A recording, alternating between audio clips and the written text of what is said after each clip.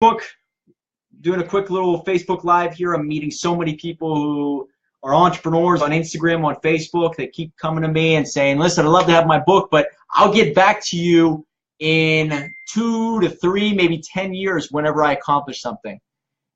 And I think that's the complete opposite, 100% opposite way that you should be thinking. Yes, it's incredible for entrepreneurs to become millionaires and successes and then write a book. There's no doubt about it. In the picture. Thanks, Margot. I really appreciate it. I got her on chat here. Anyway, if you're an entrepreneur and you don't have your book, you don't have a written book, you're going to be kind of hindering yourself right out of the gate. I think the key to entrepreneurship in general is to differentiate yourself, to build relationships and build relationships with the right people, to show you have value in one way or another. The way to do that, to build relationships, to show you have value, to prove what you've done, and to show that you are committed to your craft, is to write a book. And I know that you're going to say, oh, it's because he has a business, that's why he's promoting it. The reason why I started this business was because I saw that I didn't come from an entrepreneurial family. I don't come from money. The only way to get to the next level was to leverage my story and who I was and what I went through. And so when I wrote my first book, Dreamstarter, the Startup Business Guide for the Die-Hard Entrepreneur, it helped me get clients. It helped me get speaking gigs. It helped me get out there. I know for a fact that if I would have started that book 8 years prior, it would have got me a lot further, a lot faster. And that's why I'm trying to convey to other entrepreneurs. So many people are trying to start a business and they will say, well, once I make it, that's whenever I will start telling people my story. That's insane. You'll never get far without telling your story. Lloyd Williams, I think you just joined. I really appreciate you being on, Lloyd. But in your book, you talk about the person who tells the story, their story, the most times will win. It's absolutely the case. You have to get good at telling your story. And what you need to do, Mike is a beast and a master's guy, I recommend. Thank you very much, Lloyd. Your book is awesome. By the way, where is your book at, Lloyd? Here it is. Yeah. And Lloyd, I love the matte finish. It's beautiful. I love it. I was thinking of gloss, but it turned out matte. This is beautiful. But going back to it, the person who tells their story the most times will win. You have to get good at telling your story. And that's how you gain attention. That's how you gain trust from people. By people hearing your story, you attract the right people, people who went through the exact same thing as you. And when you get good at storytelling, whether it's your story or somebody else's, people will start to pay attention. And when you have attention, you can offer a service or a product, and people will listen because they know who you are, and the more you do it. I think a book is sort of the most, I guess it evens the playing field. Now, there's a lot of people who have a lot of money out there, and they are coaching people because maybe they bought a business. I see a lot of people put on these really expensive sunglasses, expensive suits, and they were born millionaires, and they're teaching people how to start businesses. It's insane to me. Total insanity. If you are somebody who doesn't come from all that, how do you start a business? How do you listen to somebody who basically has never started a business? They just bought a business or they inherited a business. It blows my mind. So if you come from, obscurity and no money and no connections, because your net work is your net worth, no matter how you look at it. You should be making connections and meeting people and shaking hands, going to events, meeting people on Facebook and Instagram as much as you can. That's how you get out of it. And the more you tell your story, the more your audience will find you. Word of mouth travels pretty fast, especially with social media. Thank you so much. I'm going to pin that.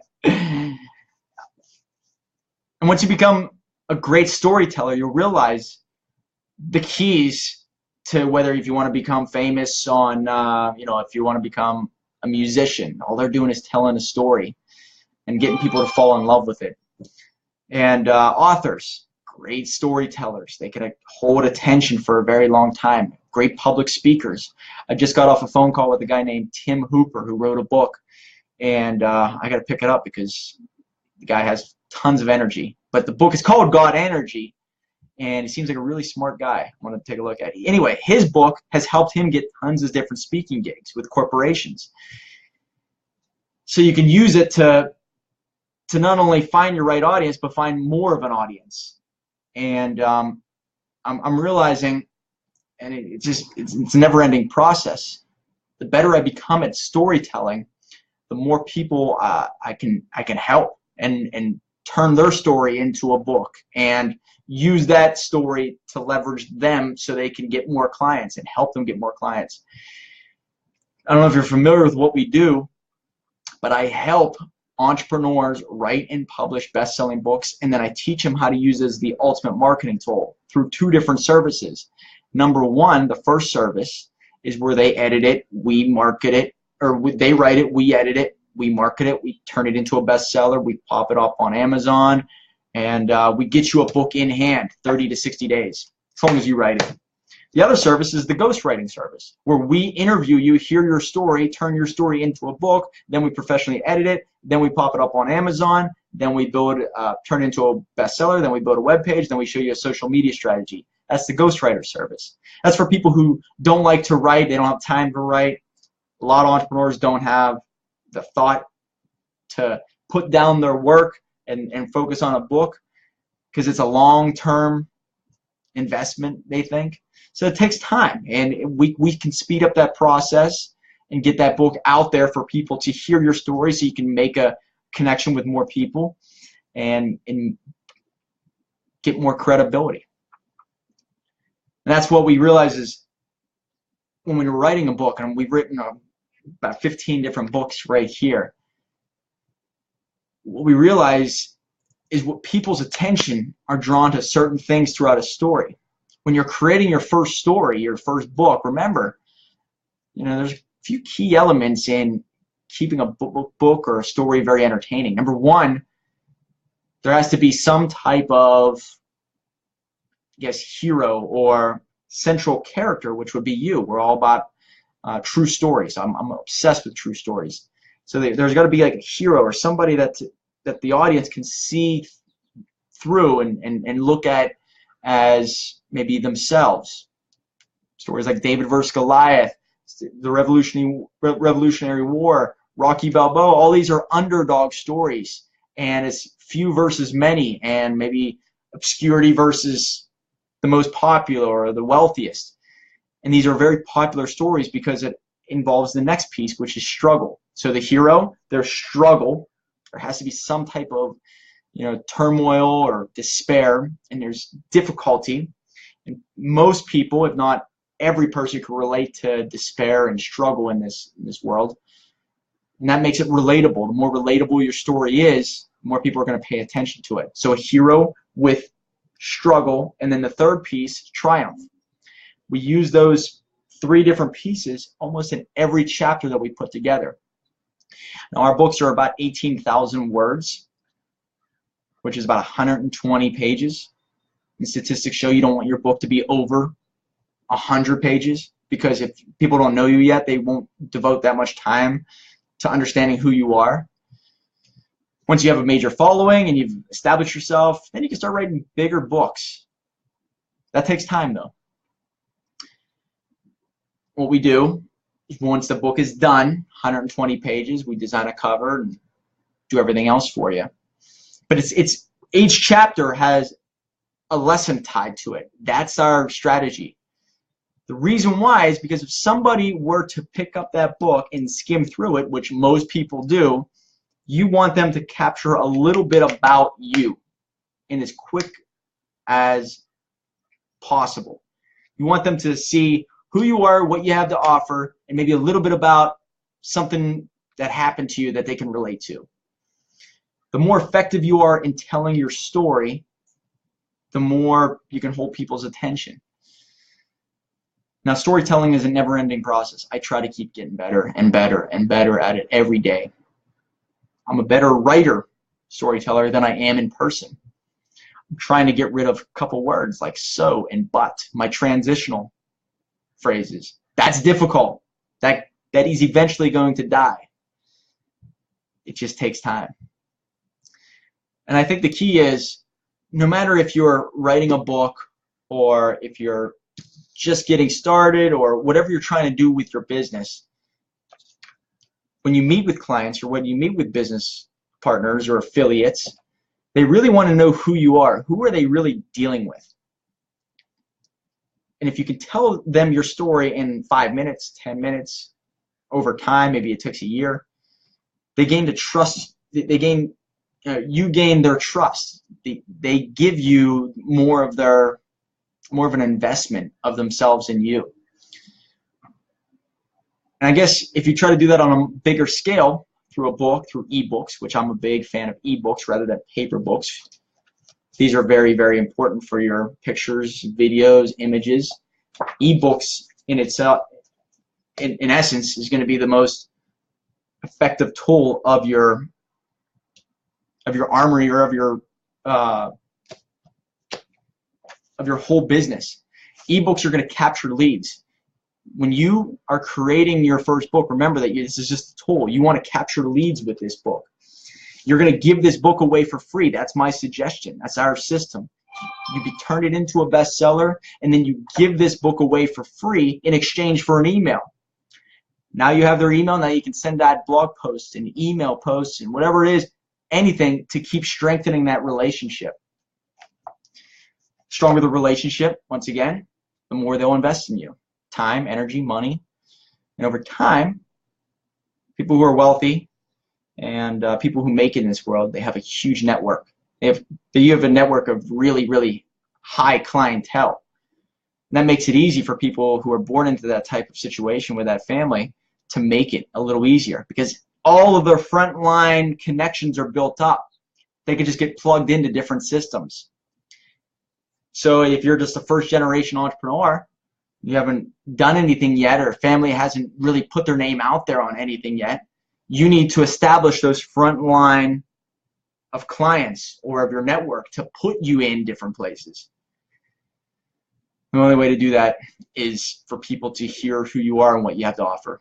A book will get you in those doors, will help you meet certain people. It will differentiate you from other people. If you're in financial services, if you are in insurance, you should differentiate yourself as much as possible. Writing a book about your life and what you've learned along the way will do that. It could be about your dog. It doesn't even matter. It shows that you're committed to what's inside your head and what you believe, and you're okay with people hearing who you are and everything there is about you. Sorry. I'm getting all kinds of notifications on here. It kind of disrupts my concentration. Anyway, you don't have to become a millionaire to write a book. Any entrepreneur out there should have a book to get into certain doors so they can get the other people to know their personality, their credentials, their abilities. And once you have that little morsel of a connection, you don't waste it. You don't burn that bridge. You do everything in your power to over-deliver and under-promise. And then that is your front line of people. I always say there's 3 different lines of your clientele. First line of offense are your first customers. The ones you really take care of. They don't even know you. Nobody knows you, but they're giving a shot at you. They're willing to give you a chance. And then once you prove them right, they tell 2 other people, and that becomes the second line of offense. And now you have a little bit more of a history built up because you've already proven yourself to other people. And then once you prove those people right, they tell a bunch of other people, and that's your third line. And once you have the first, second, and third line of offense built up, you have a real business. That takes time. It might take a generation. That's why 40-year-old family-owned businesses, 30-year-old family-owned businesses, they do well. Sometimes the second, third generation will screw that up because they just don't care enough to keep growing it. Yet everything's in place. As a first-time entrepreneur, just trying to make it, do everything in your power to build up relationships with all the right people. Build your network up. Give your book away. Give your story away to as many people as possible. Use social media to your advantage because it's the #1 tool, #1 communication source or abilities to get that out there to people, and you have to use that. It's a channel that, you know, I use Facebook and Instagram. Instagram is my #1 lead generator. I work from home in Pittsburgh, Pennsylvania. Ghostwriters are all over the United States. Everything is in U.S. though, and you know, you need to make connections with people in different states and different countries to go far in this world, especially if you don't, you know, have those connections in your own hometown.